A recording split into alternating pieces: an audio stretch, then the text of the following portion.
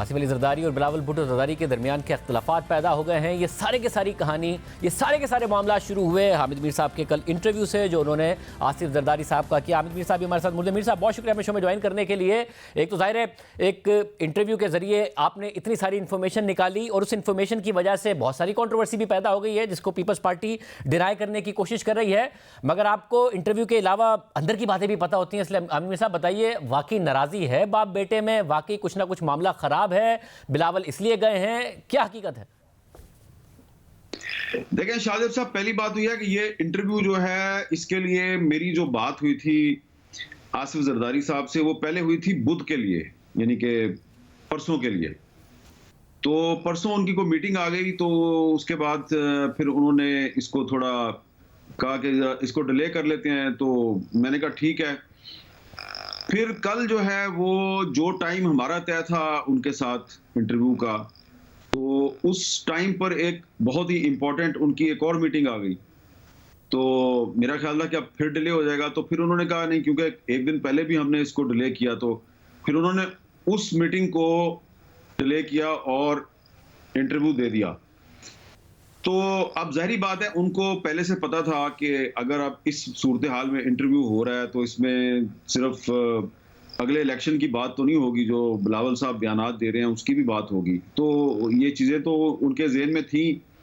और फिर इत्तेफाक की बात यह है कि जब इंटरव्यू जो है जब उन्होंने दे दिया और उसकी ब्रेकिंग न्यूज़ जो है वो जियो पे चल रही थी और ख़बरें चल रही थी, तो जब हम वो वहाँ से निकल कर आके बैठे उनके कमरे में, तो सामने इंटरव्यू चल रहा था, तो बिलावल साहब का उनको फ़ोन आ गया मेरी मौजूदगी में। तो बिलावल ने उनको एक्सप्लेन करने की कोशिश की, तो उन्होंने कहा जो बाप बेटा एक दूसरे के साथ जो प्यार मोहब्बत से बात करते हैं, तो उन्होंने कहा बेटा कोई, जरदारी साहब ने कहा कि कोई एक्सप्लेन करने की जरूरत नहीं, वो इतने मुश्किल सवाल थे तो मैंने जवाब तो देने थे ना। तो उसने एक्सप्लेन करने की कोशिश की कि मैं जो कह रहा हूँ, मेरा नैरेटिव जो है उसमें आप तो कहीं नहीं आ रहे, आप तो टारगेट नहीं है इसका, ये तो मैं जो 70 साल पुरानी सियासत है उसकी बात कर रहा हूँ। तो जरदारी साहब ने कहा यस आई अंडरस्टैंड, लेकिन मुझे भी तो क्लैरिफाई करना ना। तो बहुत से लोग, पार्टी के भी लोग आके बातें कर रहे थे, तो फिर उस वहां पे बैठे बैठे मुझे पता चला कि पीपल्स पार्टी के कुछ सीनियर रहनुमा जो हैं जिनकी उम्र काफी है, उन्होंने भी बिलावल साहब से ये बात की कि क्या आप चाहते हैं कि हम पार्टी छोड़ दें। तो बिलावल साहब ने उनको भी कहा कि नहीं ऐसी बात नहीं है, मैं आप लोगों के बारे में ये बात नहीं कर रहा। तो उसके बाद फिर बिलावल साहब ने उनको कहा कि अब मैं पूरा आपका इंटरव्यू नहीं देख सकता, इसलिए कि मैं जा रहा हूँ दुबई और मैं जहाज में चढ़ने लगा हूँ, तो मैं पूरा आपका इंटरव्यू नहीं देख सकूंगा, बाद में देख लूंगा। तो उन्होंने कहा ठीक है। जब उनकी फोन कॉल बंद होगी तो मैंने जरदारी साहब से पूछा कि ये दुबई क्यों जा रहे हैं उन्होंने कहा वापस आएगा और मैं भी जा रहा हूँ दुबई, और वहां पे सनम भुट्टो आ रही हैं, तो उनके साथ पहले से प्लान था और ये हमारी फैमिली गैदरिंग है। तो अभी जरदारी साहब जो है मेरा ख्याल है वो भी रवाना हो गए हैं, वो भी दुबई चले गए हैं और बिलावल साहब पहले चले गए, और जरदारी साहब भी वापस आ जाएंगे और बिलावल साहब भी वापस आ जाएंगे। लेकिन ये बात दुरुस्त है, इसमें कोई शक नहीं है कि जो जरदारी साहब ने बातें की हैं उससे यकीनन सवालात तो बहुत से पैदा हुए हैं, लेकिन जो मेरी जो अंडरस्टैंडिंग है, क्योंकि मैं भी आसिफ जरदारी साहब को इतने अरसे से जानता हूं, उन्होंने मैसेज जो देने की कोशिश की है वो असल मैसेज कुछ और है, लेकिन जाहिर बात है बेटे के बारे में बात की है तो ज्यादा कंट्रोवर्सी ये बन गई है। और हामिद साहब ये बात करना कि ट्रिपल पी है, 4P है, 4P का मैं सरबरा हूँ, मोहतरमा की विल के ज़रिए मुझे उन्होंने ये सारे के सारे मामला दिए, मैं टिकट दूंगा, बिलावल को भी मैं दूंगा, ये एक ऐसे वक्त में फिर कह रहा है कि वो ट्रेंड नहीं है। हालांकि बिलावल भुट्टो तो अपने आप को पेश कर रहे हैं अगले वज़ीर आज़म के तौर पर कि जी कैंपेन के यंग टाइम में बीबी भी बहुत यंग थी जब वो वज़ीर आज़म बनी, फिर वो दीगर रहनुमाओं के नाम लेते हैं कि उन्होंने बहुत यंग एज में मुल्क की बागडोर संभाली थी। तो आपको फील हुआ कि कुछ ना कुछ है ज़रूर जो बाप बेटे के दरमियान सियासी मामलात के हवाले से इख्तलाफात और पार्टी को चलाने के हवाले से इख्तलाफात? देखिए जो आपका सवाल है ना, ये आप एक ऐसे शख्स को कर रहे हैं जिसने बतौर सहाफ़ी मोहतरमा बेनज़ीर भुट्टो और उनकी वालदा बेगम नुसरत भुट्टो साहबा के दरमियान भी एक इस तरह का दौर आया था, मैंने उसको भी देखा हुआ है। फिर मैंने मीर मुर्तज़ा भुट्टो और बेनज़ीर भुट्टो साहबा के दरमियान भी इस तरह का एक दौर आया था, वो भी देखा हुआ है, और अब मैं बिलावल साहब और आसिफ साहब के दरमियान भी देख रहा हूँ। तो जो नुसरत भुट्टो साहबा और बेनज़ीर भुट्टो साहबा के दरमियान आया था, तो उसमें भी था कि चेयरपर्सन वो थी, नुसरत भुट्टो साहबा थी और को चेयरपर्सन बेनज़ीर भुट्टो साहबा थी। लेकिन पार्टी ने वो मसला हल कर लिया था। फिर बाद में मुर्तज़ा का और बेनज़ीर साहबा का इश्यू आया था, वो भी हल हो गया।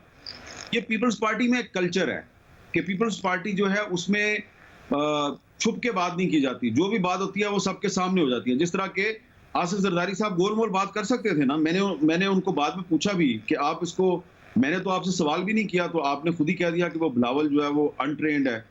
तो आपको पता है ना, फिर मैंने उनके साथ एग्री नहीं किया। मैंने कहा नहीं, मेरा ख्याल है कि वो बहुत ट्रेन्ड भी है और बड़ा टैलेंटेड भी है। तो उन्होंने कहा हाँ, ये आपका ख्याल है ना, लेकिन मैं तो उसको बाप की नज़र से भी देखता हूँ।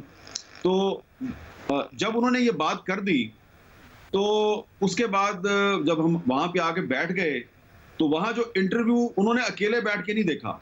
इत्तेफ़ाक की बात है ना, क्योंकि ये इंटरव्यू हमने रिकॉर्ड किया बिटवीन 5 टू 7 और फिर 7 टू 9 ये एयर हो रहा था। तो जैसे ही वो उसकी रिकॉर्डिंग खत्म हुई, फौरन ही वो शुरू हो गया। तो हम आगे बैठे, तो वहाँ पे इत्तेफ़ाक से जो ट्रिपल पी के जनरल सेक्रेटरी हैं नैयर बुखारी साहब, वो भी बैठे हुए थे। शहरी रहमान साहबा भी वहाँ पे बैठी हुई थी। तो पार्टी के कुछ इश्यूज डिस्कस होने थे। मेरा ख्याल है कि शायद फरहतुल्लाह बाबर साहब से इस्तीफा लिया गया, तो वो भी डिस्कस होना था कि अब उनकी जगह किसको लाना है, ये सारी बातें वहाँ पे।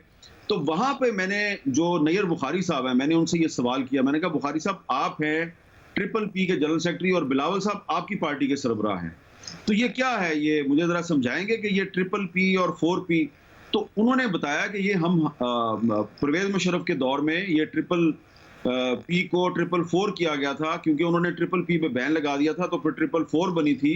तो फिर हमने इसको इसलिए खत्म नहीं किया, 444 को 4P को इसलिए खत्म नहीं किया कि दोबारा कोई साजिश हो सकती है हमारी पार्टी के खिलाफ। तो जब भी इलेक्शन आता है, तो जो ट्रिपल पी है वो 444 के 4P के साथ वो अलायंस करती है, और फिर हम जो है वो 4P का इलेक्शन सिंबल इस्तेमाल करते हैं। हमने पिछले इलेक्शन में भी ये किया था और हम इस इलेक्शन में भी ये करेंगे। तो मैंने कहा ये जो जरदारी साहब ने जो बात की है 4P और ट्रिपल पी, तो उन्होंने कहा कि ये हमारी पार्टी के अंदर कोई सीक्रेट नहीं है, ये सबको पता है।